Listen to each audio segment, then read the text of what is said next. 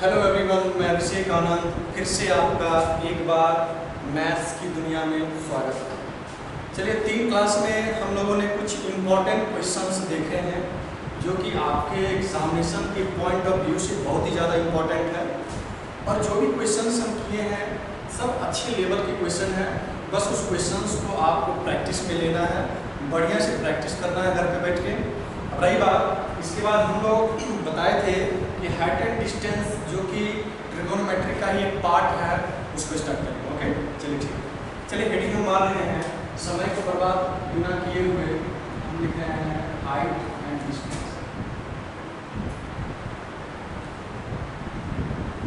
तो ऐसे इसके बारे में हम चर्चा कर ले रहे हैं। यहाँ से सवाल आपका किसी भी हालत में रहेगा, ठीक है। और खास करके मेंस में यदि बात किया जाए, यहाँ से 2-3 सवाल जरूर आता है। और हाइट एंड डिस्टेंस के बारे में बात करें तो एक हाइट एंड डिस्टेंस अलग चैप्टर होता है। उसके बाद एक चैप्टर आपका अर्थमेटिक में स्पीड, टाइम और डिस्टेंस पढ़ते हैं। दोनों में अंतर क्या है? इस चैप्टर में सिर्फ हम लोग हाइट और डिस्टेंस का बात करेंगे। क्या चीज़? हाइट और डिस्टेंस का। और इस हाइट एंड डिस्टेंस में आपका एंगल भी आएगा, कहीं कहीं 30 डिग्री आएगा, 60 डिग्री आएगा, 45 डिग्री आएगा, ऊंचाई का बात करेगा, हॉरिजॉन्टल प्लेन का बात करेगा।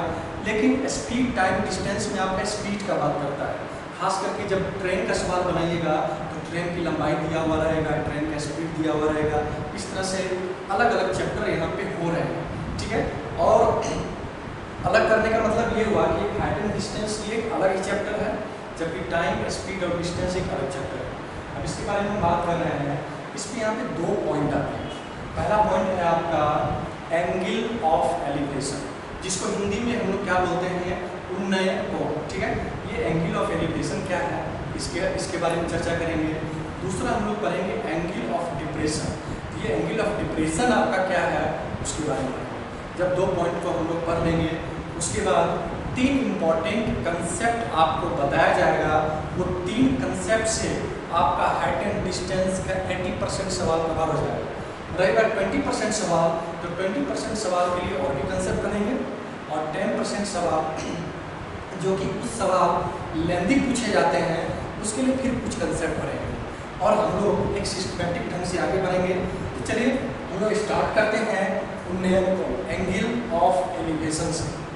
तो सबसे पहले ये समझना है कि एंगल ऑफ एलिवेशन आखिर है क्या, ठीक है। हम उस एंगल को कैसे पहचानेंगे कि वो एंगल ऑफ एलिवेशन है या एंगल ऑफ डिप्रेशन है, उसके बारे में चर्चा करते हैं। एक चीज़ और हम आपको बता रहे हैं कि यहाँ पे जो एंगल ऑफ एलिवेशन है या एंगल ऑफ डिप्रेशन है, ये एंगल सिंपल एंगल से डिफरेंट होता है। क्या डिफरेंट होता है? तो एंगल ऑफ एलिवेशन और एंगल ऑफ डिप्रेशन के लिए बनाने के लिए, उसके फॉर्मेशन के लिए एक हॉरिजॉन्टल प्लेन का होना जरूरी है। अब कहिएगा कि सर जो सिंपल एंगल है वो क्या है, और एंगल ऑफ एलिवेशन और एंगल ऑफ डिप्रेशन क्या है, वो क्या है, इसके बारे में बात करते हैं। चलिए, सबसे पहले हम हेडिंग मार रहे हैं एंगल ऑफ एलिवेशन। ओके, कोई डाउट नहीं?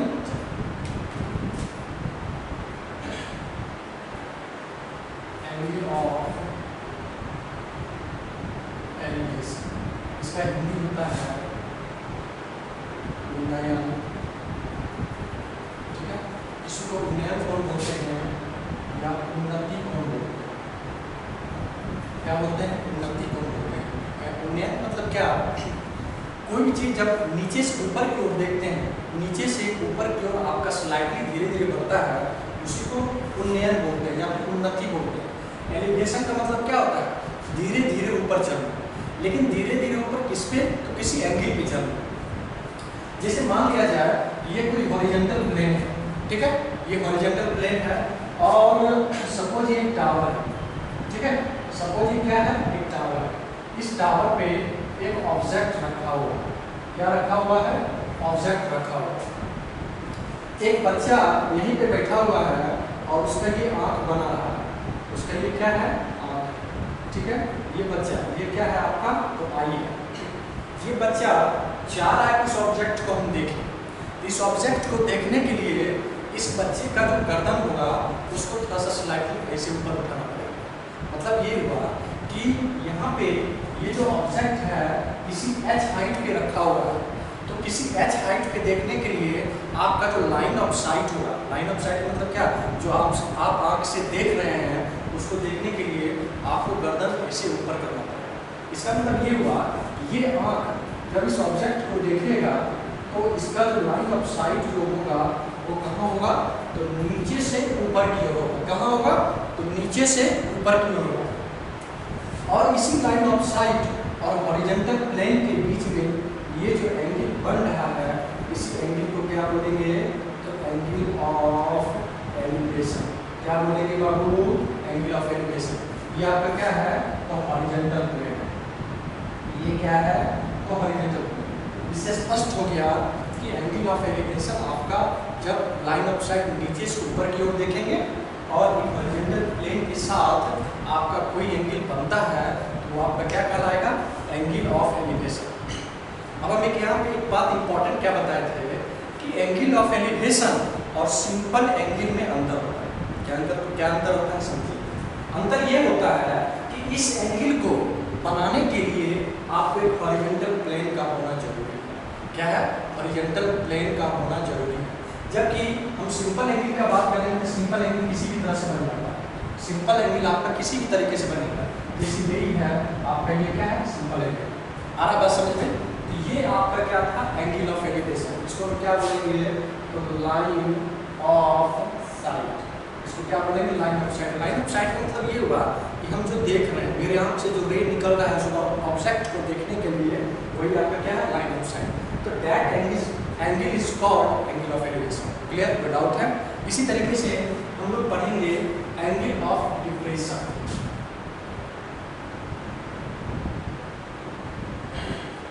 और इसका हिंदी होता है अवनयन,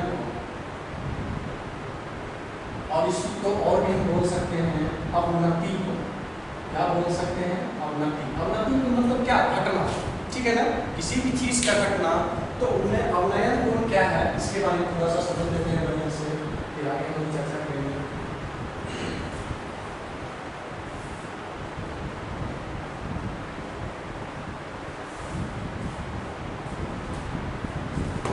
सपोज ये कोई हॉरिजॉन्टल प्लेन, ये क्या है, हॉरिजॉन्टल प्लेन, ओके, कोई दिक्कत नहीं। और ये एक एच हाइट, ये एच हाइट है आपका। यहाँ पे अब एक बच्चा बैठा हुआ है, ठीक है, यहाँ पे एक बच्चा बैठा हुआ है, ठीक है, और उसका ये क्या है, आँख। अभी इस कंडीशन में ऑब्जेक्ट कहाँ रखा हुआ है, यहाँ। ये आपका क्या है, ऑब्जेक्ट। इसका मतलब ये हुआ कि बच्चा जो अभी खुद है वो एच हाइट पे है। कहाँ है, एच हाइट पे है। तो एच हाइट से कोई भी वस्तु ग्राउंड पे रखा हुआ है, हॉरिजॉन्टल प्लेन पे रखा हुआ है, उसको देखने के लिए आपको मुंडी ऐसे नीचे झुकाना पड़ेगा।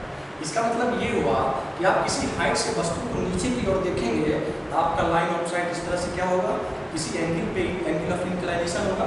तो मान लिया जाए यहाँ से एक एंगल खींच रहे हैं, ये आपका क्या है, वस्तु देखा, ठीक है, और ये क्या है आपका लाइन ऑफ साइट।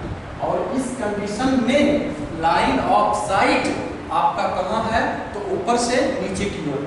तब जो ये एंगल आपका बन रहा है, ये वाला एंगल, इसी, क्योंकि हम बताए हैं कि एंगल ऑफ एलिवेशन या एंगल ऑफ डिप्रेशन को बनाने के लिए किसी हॉरिजॉन्टल प्लेन का होना जरूरी है। ये हॉरिजॉन्टल प्लेन है और ये आपका क्या कहलाएगा, थीटा। और इसी को हम क्या बोलेंगे, तो एंगल ऑफ डिप्रेशन। इसी को क्या बोलेंगे, तो एंगल ऑफ डिप्रेशन। क्लियर, कोई डाउट है। तो इस कंडीशन में ये भी कहाँ है, तो हाइट पे है, एच हाइट पे है। और उस एच हाइट से जब लाइन ऑफ साइट नीचे की ओर जाकर किसी ऑब्जेक्ट को देखते हैं तब आपका जो एंगल बन रहा है हॉरिजॉन्टल प्लेन के साथ, वो एंगल क्या कहलाएगा, एंगल ऑफ डिप्रेशन। डिप्रेशन मतलब क्या, घटना, ऊपर से नीचे की ओर देखना, ठीक है ना। एलिवेट का मतलब होता है नीचे से ऊपर की ओर बढ़ना, ठीक है। ये क्लियर है, कोई डाउट नहीं। चलिए अब हम यहाँ पर 3 कंसेप्ट पढ़ेंगे, 3 पॉइंट पढ़ेंगे। तीनों पॉइंट आपके लिए बहुत ही ज़्यादा इंपॉर्टेंट होगा और उस 3 कंसेप्ट से आपका हाइट एंड डिस्टेंस का 80% सवाल बन जाएगा। एक चीज़ और समझ लीजिए कि हाइट एंड डिस्टेंस ऐसा बोला जाता है कि थोड़ा लेंदी टाइप का ये चैप्टर्स होते हैं, लेकिन लेंदी नहीं होता, बहुत ईजी। जब आप क्वेश्चंस को करेंगे आपको कुछ नहीं करना पड़ेगा, सारा सवाल लगभग 80% सवाल आपका क्वेश्चन की फिगर में ही आपका सॉल्व हो जाएगा। उसके लिए ज़्यादा पेन नहीं चलाना पड़ेगा। धीरे धीरे हम लोग स्टेप वाइज करके आगे बढ़ेंगे, स्टेप वाइज करके कंसेप्ट को देखेंगे और उससे रिलेटेड जितने भी प्रॉब्लम्स हैं सारे हम लोग डील करेंगे। ओके, चलिए आगे बढ़ेंगे।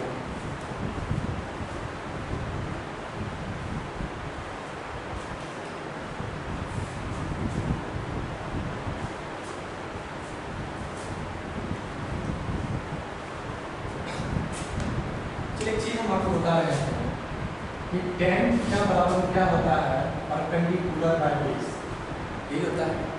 जैसे मान लिया जाए यहाँ पे 30 डिग्री है, tan 30 डिग्री, तो tan 30 डिग्री का मान होता है 1/√3। इसका मतलब ये हुआ कि परपेंडिकुलर है तो बेस आपका कितना हो गया, वही √3। यदि सपोज मान लिया जाए कि tan 60 डिग्री लेते हैं तो क्या देगा, √3, ठीक है, और √3/1 लेंगे, ये परपेंडिकुलर और ये क्या होगा, बेस। इसी तरीके से यदि tan 45 डिग्री का हम बात करें तो ये 1 होगा। हम लिख सकते हैं 1 को 1/1। इसका मतलब ये हुआ इस कंडीशन में परपेंडिकुलर भी 1 है और बेस भी आपका क्या है, 1। कोई दिक्कत? चलिए अब यहाँ 3 कंसेप्ट पढ़ेंगे। पहला कंसेप्ट, ये कोई आपका राइट एंगल ट्रायंगल है। ये क्या है, कोई राइट एंगल ट्रायंगल, ठीक है। राइट एंगल होगा तो ये क्या होगा आपका 90 डिग्री। सपोज मान लिया जाए कि ये एंगल आपका कितना डिग्री है, 30 डिग्री। 30 डिग्री के अकॉर्डिंग क्या होता है, 1/√3। इसका मतलब ये हुआ कि इसका परपेंडिकुलर कितना है, 1 यूनिट, और बेस कितना है, √3। इसका मतलब हाइपोटेनस यहाँ से क्या होगा कि नहीं होगा, हाइपोटेनस यहाँ से क्या होगा आपका 2। चलिए दूसरा कंडीशन फिर इसी तरीके से एक राइट एंगल ट्रायंगल लेंगे, ठीक है। राइट एंगल ट्रायंगल ABC, इससे स्पष्ट है कि ये राइट एंगल होगा तो एक एंगल 90 डिग्री। अब ये एंगल हम सोच रहे हैं कि ये कितना डिग्री है, 60 डिग्री। तो 60 डिग्री के अकॉर्डिंग tan का मान क्या होता है, तो √3/1। तो परपेंडिकुलर कितना आ गया, √3, बेस कितना आ गया, 1। हाइपोटेनस का मान कितना हो, इस कंडीशन में हाइपोटेनस दोनों का क्या होता है, सेम होता है। चलिए एक कंडीशन और पढ़ते हैं। ये कोई राइट एंगल ट्रायंगल, ठीक है, और यहाँ से बात करें कि ये 90 डिग्री है और अब ये एंगल कितना डिग्री ले रहे हैं, 45 डिग्री। 45 डिग्री के अकॉर्डिंग परपेंडिकुलर भी 1 और बेस भी क्या हो गया 1 और हाइपोटेनस का मान क्या होगा। यदि आप इस कंसेप्ट को समझ पा रहे हैं तो यहाँ से सवाल आपका बहुत ईजी होगा, ठीक है। बस इस बात को ध्यान में रखना है, जब एंगल ऑफ एलिवेशन 30 डिग्री होगा किसी हॉरिजॉन्टल प्लेन पे तो आपका परपेंडिकुलर 1 और बेस क्या होगा, √3, और हाइपोटेनस का मान क्या होगा 2। जब किसी भी टावर का टॉप पॉइंट का एंगल ऑफ एलिवेशन किसी भी हॉरिजॉन्टल प्लेन पे 60 डिग्री होगा तब यहाँ पे परपेंडिकुलर क्या होगा, √3, बेस क्या होगा 1 और हाइपोटेनस का मान क्या होगा 2। ओके, मान लिया जाए कि ये कोई टावर है, इस टावर के टॉप पॉइंट का एंगल ऑफ एलिवेशन किसी पॉइंट पे 45 डिग्री है तो परपेंडिकुलर 1 तो बेस भी क्या होगा 1। इसी तरीके से हाइपोटेनस का मान क्या होगा, तो 2 होगा। यह है समझ में। एक चीज और हम समझा रहे हैं, हम ये बोल रहे हैं कि एंगल ऑफ एलिवेशन और एंगल ऑफ डिप्रेशन दोनों आपस में बराबर है। हम इस पॉइंट को लिखवा भी देंगे कि एंगल ऑफ एलिवेशन और एंगल ऑफ डिप्रेशन दोनों आपस में क्या होगा, बराबर। मतलब ये कि उन्नयन कोण और अवनमन कोण आपस में बराबर होता है। एक शरीर बराबर कैसे होता है, ये थोड़ा सा ज्योमेट्री का कंसेप्ट है कि एंगल ऑफ एलिवेशन और एंगल ऑफ डिप्रेशन बराबर होता है। कैसे, इस बात को थोड़ा सा समझते हैं। इसको निकाल ले रहे हैं, स्क्रीनशॉट ले लीजिए सर आदमी। ओके,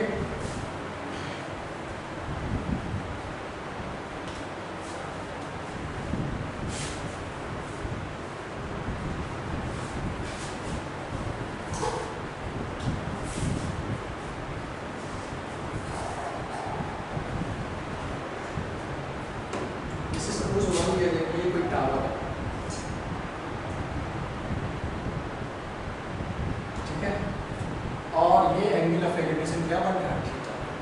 इसका ये जो आपका एंगल ऑफ एलिवेशन हो रही है क्या हो, एलिवेशन को भी थीटा हो। कैसे समझिए, जैसे ज्योमेट्री में हम लोग पढ़ेंगे कि मान लिया जाए कि दो कोई पैरेलल लाइन, क्या है पैरेलल लाइन, हम ये बोल रहे हैं कि L1 पैरेलल है किसका, L2 का, L1 पैरेलल है किसका, L2 का, और यहाँ से ट्रांसवर्स लाइन खींच रहे हैं। ट्रांसवर्स लाइन का मतलब ये तिर्यक रेखा, तिर्यक रेखा मतलब ये कि जब कोई रेखा दो पैरेलल लाइन को 2 पॉइंट पे कट करे, एक पॉइंट यहाँ और ब्रेक पॉइंट यहाँ, उसी को तिर्यक रेखा ट्रांसवर्स लाइन बोलते हैं, ठीक है। अब यहाँ से देखेंगे ये एंगल थीटा होता है, इसका जो अल्टरनेट इंटीरियर एंगल वो भी थीटा होता है, क्योंकि किसी भी दो पैरेलल लाइन के बीच में जो अल्टरनेट इंटीरियर एंगल होता है वो आपस में बराबर होता है। सपोज मान लिया जाए ये 1 2 3 4 5 6 7 8 इतना एंगल बनता है, इतना एंगल क्या हो रहा है, फॉर्मेशन हो रहा है। इससे स्पष्ट हो गया कि एंगल 3 इक्वल टू क्या हो जाएगा, एंगल 5। इसका मतलब ये थीटा है, ये भी क्या होगा, थीटा। हम इसको एक सिंपल फॉर्मेट में इसे देख सकते हैं, नहीं देख सकते, ये थीटा होगा, ये भी आपका क्या होगा, थीटा। यानी कि अल्टरनेट इंटीरियर एंगल के कंसेप्ट से ये आपका क्या होगा, आपस में बराबर। हम बोल सकते हैं कि angle of elevation equal to angle of depression. तो दिक्कत है बाबू, आया सबको समझ में? चलिए ठीक है, मुझे उम्मीद है कि आप लोग मेरी बातों को अच्छे तरीके से समझ रहे होंगे, क्योंकि ये बहुत ही इंपॉर्टेंट कंसेप्ट है, इंपॉर्टेंट चैप्टर चल रहा है। आप लोग ध्यान से समझिए, नहीं हो तो आप अपने वीडियो को बैक करके भी इस बात को समझ सकते हैं, ठीक है। इसका स्क्रीनशॉट लीजिए, फिर हम लोग आगे बढ़ते हैं।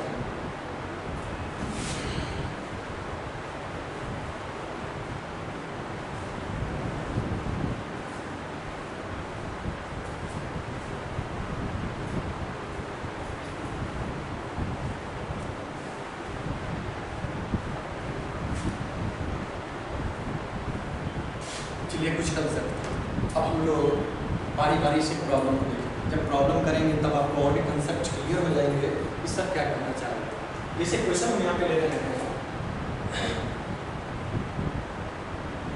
Shadow of a tree, shadow of a tree is √3 times then the height of tree, then the height of tree, then find the angle of elevation of the sun at that time, ये आपका पहला question, ठीक है। हम आपको बता रहे हैं कि 2012 में जब रेलवे एनटीपीसी का एग्ज़ाम ली थी, तो उससे पहले तक रेलवे कभी एडवांस से क्वेश्चन नहीं उठाती थी, ठीक है। थोड़ा मोड़ा अलजेब्रा से क्वेश्चन आता था, लेकिन trigonometry, height and distance, geometry, ये सबसे क्वेश्चन नहीं आता था। लेकिन 2012 में एनटीपीसी का जब एग्ज़ाम ली रेलवे का, तो उसमें आपका सेम क्वेश्चन पूछा था। क्या रेलवे पूछा था, इस तरह का जब √3 times आपका शैडो होगा तो उस कंडीशन में आपका उस समय सूर्य का उन्नयन कोण क्या होगा। क्वेश्चन क्या बोल रहा है, यदि किसी पेड़ का जो छाया है वो √3 times है किसके, उसके हाइट का, तो उस समय में उस सूर्य का एंगल ऑफ एलिवेशन क्या होगा, ये पूछ रहा है। सिंपल सी बात है, बहुत सिंपल सी बात है। अच्छा, एक चीज़ आपसे ये पूछना चाह रहे हैं कि किसी भी पेड़ का या किसी भी व्यक्ति का जो छाया बनता है, शैडो जो बनता है, वो कहाँ बनता है, हवा में तो नहीं बनता है, वो कहाँ बनेगा, तो हॉरिजॉन्टल प्लेन पे। मान लिया जाए कि यही कोई ट्री, ठीक है ना, ये आपका क्या है, ट्री है, और इसका छाया यहाँ पे बन रहा है, इसका ये क्या है, तो शैडो, ये क्या है, शैडो। अब इसके टॉप पॉइंट को यहाँ से ये मिला लेंगे, ये आपका एंगल क्या कहलाएगा, the angle of elevation. Suppose यहाँ पे ये सूर्य है, ये क्या है, सन है, वही पूछ रहा है कि सन का एंगल ऑफ एलिवेशन इस समय में क्या बन रहा है।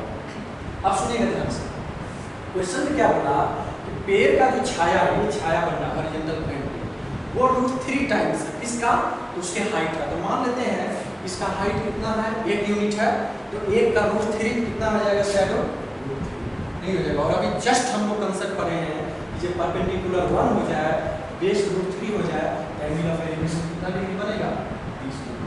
कितना बनेगा, 30 डिग्री। आगे आंसर, कोई दिक्कत है। लेकिन यदि इसी में आपसे पूछे कि किसी भी पेड़ का जो हाइट है, ऐसे पूछेगा, ये पेड़ है, उसका जो हाइट है, उसके छाया का, ये क्या है आपका, शैडो, ये छाया, ठीक है, उसकी छाया का √3 times है। इसका मतलब ये हुआ कि अब जो हाइट है √3 है और उसका छाया कितना है, 1। तो इस कंडीशन में एंगल ऑफ एलिवेशन पढ़ाए हैं कि जब tan 60 डिग्री होता है, तो परपेंडिकुलर कितना होगा √3 और बेस कितना होगा, इससे स्पष्ट हो गया यहाँ पे क्या आ जाएगा थीटा बराबर में 60। मतलब ये हुआ, ये सब क्वेश्चन में आपका पेन नहीं उठना चाहिए, डायरेक्ट देखेंगे, डायरेक्ट आपका क्या होगा सवाल बनेगा। तो दिक्कत आया बात समझ में? इस तरह से हम लोगों का ये कंसेप्ट फाइनली चल रहा है। फिर आगे हम बात करते हैं, इसी में थोड़ा सा और भी इसको हम ईजी बनाने का कोशिश करते हैं। ठीक है, इसको मिटा दें, सवाल में स्क्रीनशॉट ले लिए हैं। Okay,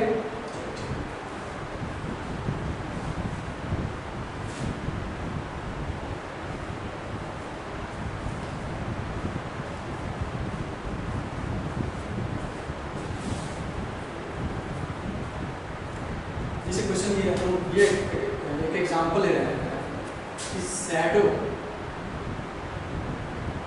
of the tree is 1/√3 times of its height. क्या है? Of its. तब आपसे पूछा कि एंगल ऑफ एलिवेशन क्या है? व्हाट? पहला क्वेश्चन। दूसरा क्वेश्चन ये पूछा the height of tree is 1/√3 times of its shadow. अब इसका एंगल पूछा, ठीक है? आ रहा बात समझ में? अब समझिए ध्यान से। बोला क्या, किसी पेड़ का जो छाया है उसकी हाइट का, तो हाइट का यानी कि ऑफ इसके साथ लगा हुआ है, हाइट के साथ, और हम आपको परसेंटेज में पढ़ा चुके हैं जिसके साथ कंपैरिजन होता है उसका वैल्यू कहाँ होता है? नीचे। इसका मतलब ये हुआ ये हाइट है किसका? उस पेड़ का। क्या है? हाइट है उस पेड़ का, और इसका जो छाया है वो कितना यूनिट है? 1 यूनिट। शैडो आपका कितना है? तो 1 यूनिट है। तो शैडो कहाँ बनेगा बाबू? हॉरिजॉन्टल प्लेन पे। इससे स्पष्ट हो गया ये कहाँ आ गया 1, और ये √3 थीटा बराबर क्या होगा 60। ये सब क्वेश्चन में आपको पेन नहीं उठाना है, डायरेक्ट सवाल को बनाना है। अब इसको समझिए। तो बोला the height of tree is 1/√3 times of shadow. Of किसके साथ लगा हुआ है? शैडो के साथ। इसका मतलब ये हुआ कि कंपैरिजन छाया के साथ लगा। तो छाया का वैल्यू कितना हो गया √3, और इसकी हाइट का वैल्यू कितना हो गया 1 यूनिट। हम इसको डायरेक्ट देख सकते हैं क्या, तो √3/1। ये √3/1 कब होगा? जब थीटा बराबर क्या होगा 30 डिग्री होगा। कितना डिग्री होगा? 30 डिग्री। कोई दिक्कत आया समझ में? ये बेसिक लेवल का क्वेश्चंस है, इस क्वेश्चंस को ध्यान से समझना, ठीक है? इसको नोट कीजिए, फिर आगे बात करते हैं।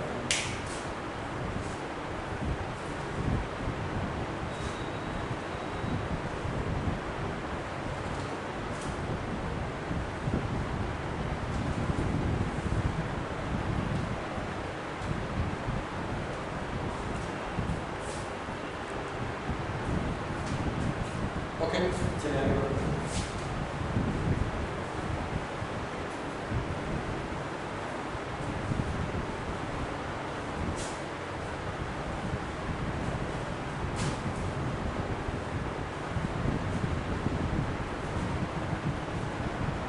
एक क्वेश्चन इस तरह से बोलेगा ए tree is broken by the storm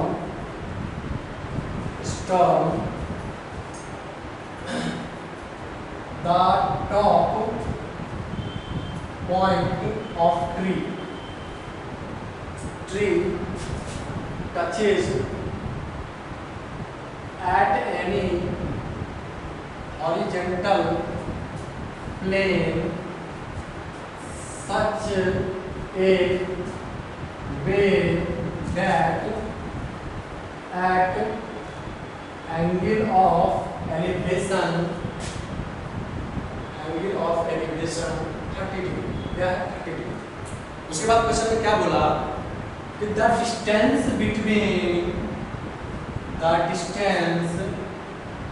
between foot of tree and at touching point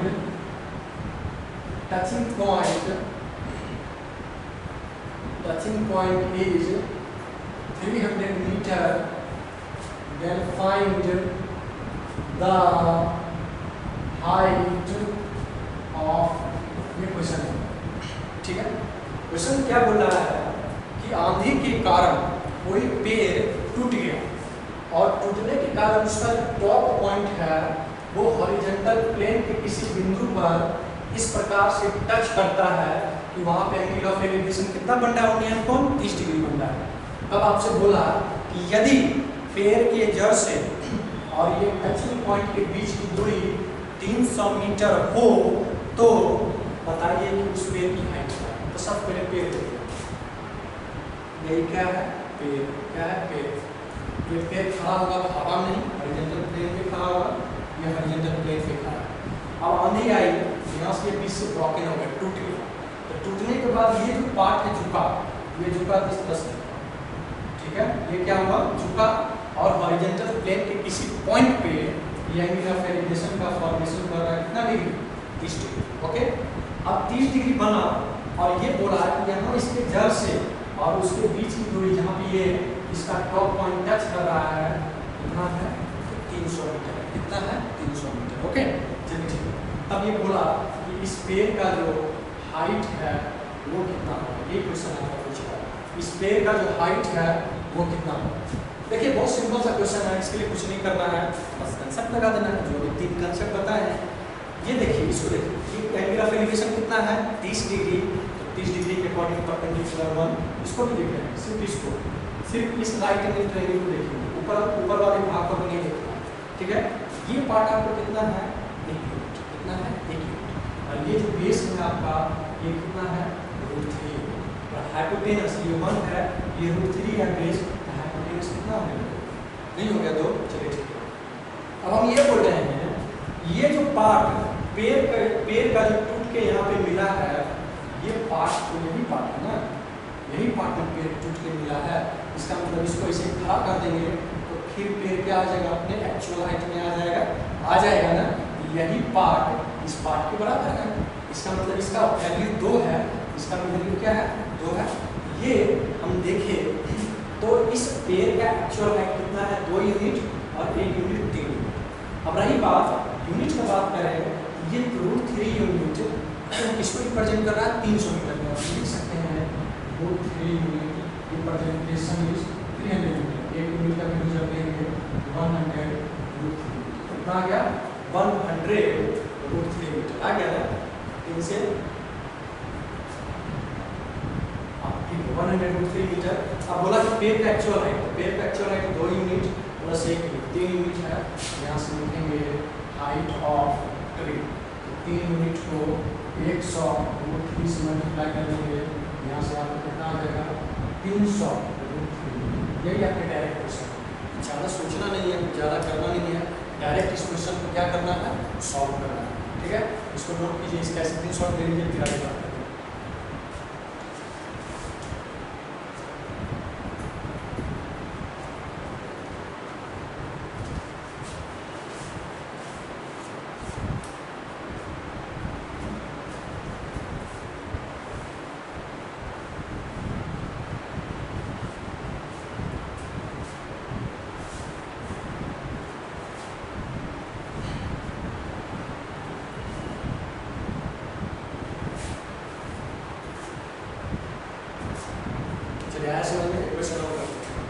question दे रखा है the height of a tree is 100 meter. It is bent by the wind. It is bent by the wind in such a way that its top touches the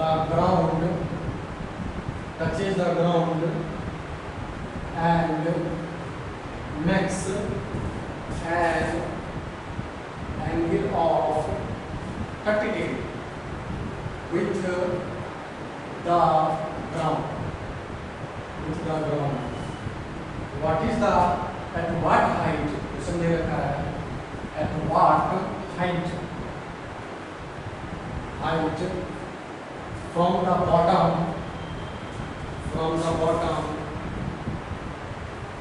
bottom did the tree get bent?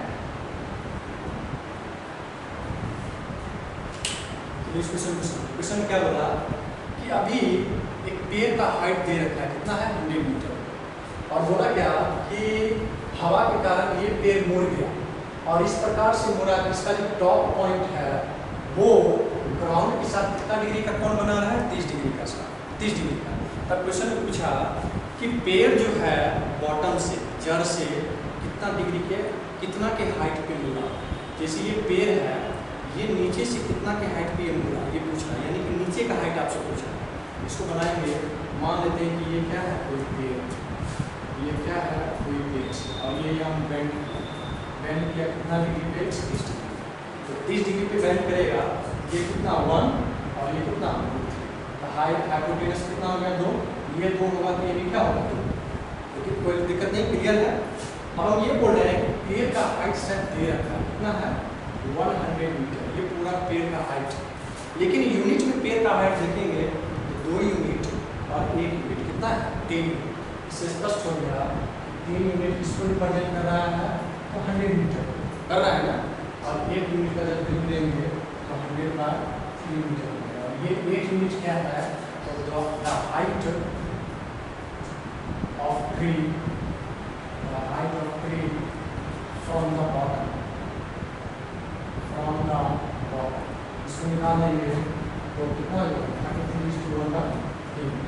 ये आपका क्या है, पेड़ का height, कहाँ से, bottom से, क्योंकि ये 1 यूनिट है, 1 यूनिट का वैल्यू निकल गया 100/3, इसको डायरेक्ट भाग लगा लेंगे तो 33/1/3 मीटर आपका क्या है।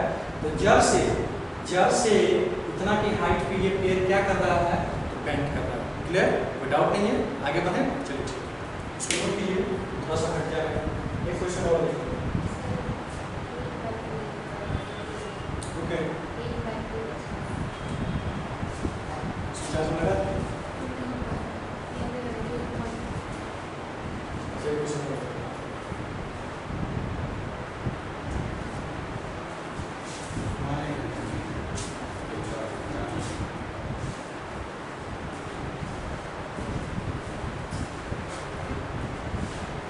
बैटरी है 10-15 मिनट चलेगा।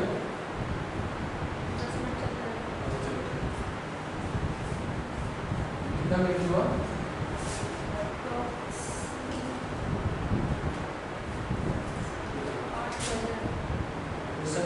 the string at a kite मतलब पतंग is 100 meters long and it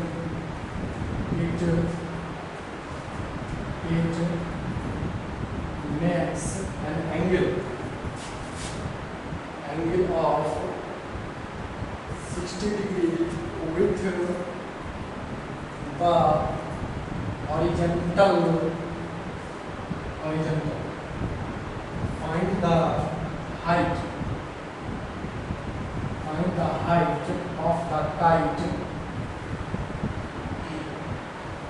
kite, assuming that there is no flap in the string. Question में क्या बोला कि कोई पतंग, ठीक है, वो उड़ रहा है, ठीक है, स्ट्रिंग के साथ जुड़ा हुआ है, ये हमें पतंग बना लेते हैं, ये पतंग, ठीक है। पतंग है, इसका हॉरिजॉन्टल प्लेन के साथ अपना कोई हाइट होगा कि नहीं होगा, और ये पतंग उड़ रहा है, तो पतंग कैसे उड़ता है, तो इंक्लाइनेशन एंगल ऑफ इंक्लाइनेशन, ये धागा यहाँ से जुड़ा होता है, और इसका एंगल ऑफ एग्रीगेशन दे रखा है, कितना डिग्री है 60 डिग्री। और ये बोल रखा है ये जो स्ट्रिंग, ये जो धागा है, ये स्ट्रिंग है आपका कितना मीटर का है 100 मीटर।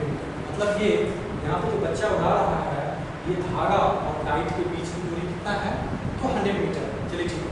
अब ये पूछ रहा है कि इस समय में प्रेजेंट टाइम हॉरिजॉन्टल प्लेन से काइट का हाइट क्या है। ये बहुत सिंपल सवाल है, बहुत ही सिंपल सवाल है। 60 डिग्री देखे तो 60 डिग्री के अकॉर्डिंग परपेंडिकुलर क्या हो गया, √3, बेस कितना हो गया, हाइपोटेनस कितना हो गया 2 यूनिट किसको रिप्रेजेंट करेगा? 100 मीटर को। 1 यूनिट का वैल्यू कितना होगा? 50 मीटर। जबकि हाइट कितना है?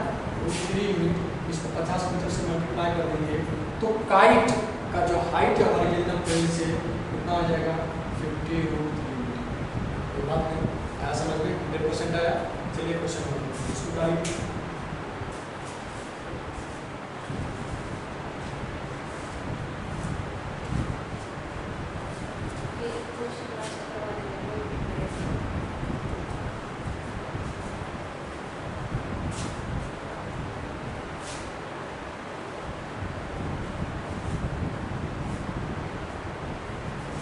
इंपॉर्टेंट क्वेश्चन कराने वाले हैं जो कि ये बहुत फेमस क्वेश्चन हुई थी, क्योंकि ये क्वेश्चन आपका थोड़ा लेंदी टाइप का क्वेश्चन है, लेकिन घबराना नहीं, लेंदी है तो है, हम इसको बहुत शॉर्ट में बताएंगे। क्वेश्चन क्या बोला है? 2 पिलर्स, ठीक है, 2 pillars of equal Heights, 2 pillars of equal Heights stands of either side of a road which is 400 meter wide, 400 meter wide at a point on the road between the pillars,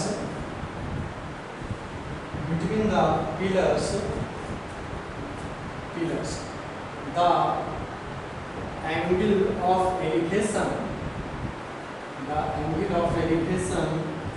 of the tops of each pillar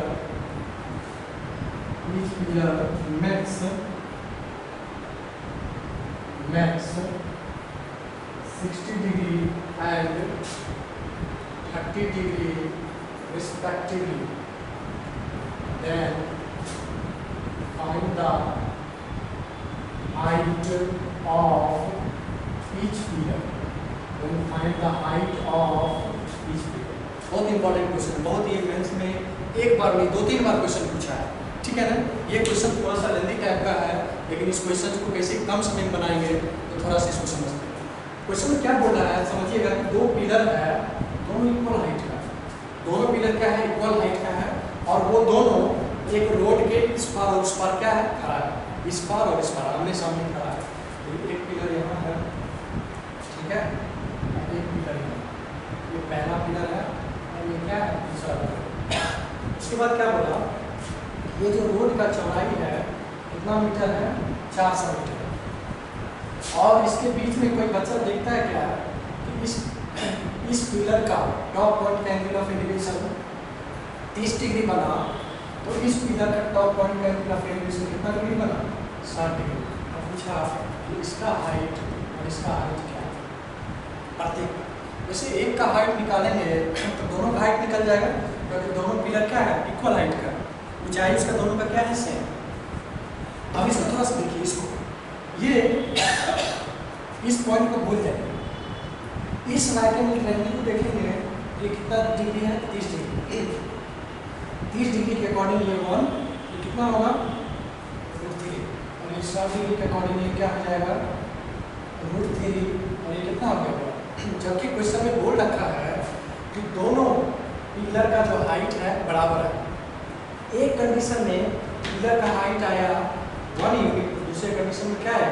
√3 unit. ऐसा करते हैं, इसको भी √3 बना लेते हैं, इसको √3 बनाएंगे, इसको भी √3 से मल्टीप्लाई करना पड़ेगा, तो √3 गुना √3 ये क्या देगा? 3, और ये क्या देगा? 1। इसका मतलब ये हुआ कि इस दोनों के बीच में यूनिट में डिस्टेंस कितना आया? 4। ये 4 यूनिट किसके बराबर हो जाएगा? 400 मीटर। 1 यूनिट का वैल्यू कितना हो गया? 100 मीटर। तो पिलर का हाइट कितना है? बोलिए, पिलर का हाइट √3, और यहाँ पे क्या है? √3 को मल्टीप्लाई कर देते हैं, 100√3। यही आपका वो सिंपल क्वेश्चन है। क्वेश्चन बहुत लंबी है, लेकिन इस क्वेश्चन को कैसे कम समय में बनाया जाए उसी टेक्निक को सीखना है, और इसी तरह का कंसेप्ट यहाँ पे लगाएंगे, इसी तरह का टेक्निक लगाएंगे। ट्रिक नहीं, टेक्निक है कि सवाल को कैसे कम समय में बनाया जाए। ये सवाल बहुत लंबी है, लेकिन इसको कम समय में कैसे किए इस तरह से ये होगा। ठीक है, चलो थैंक यू वेरी मच। आज हम लोगों ने हाइट एंड डिस्टेंस का सवाल देखा, उसका कंसेप्ट देखा, आज हम चैप्टर की शुरुआत कर चुके हैं। नई बात कल फिर आएंगे, इसी तरह से नए नए क्वेश्चंस के साथ आएंगे और कैसे कम समय में बनेगा वो सारा चीज़ हम आपको टेक्निक बताएंगे। चलिए okay, bye bye, thank you so much, okay very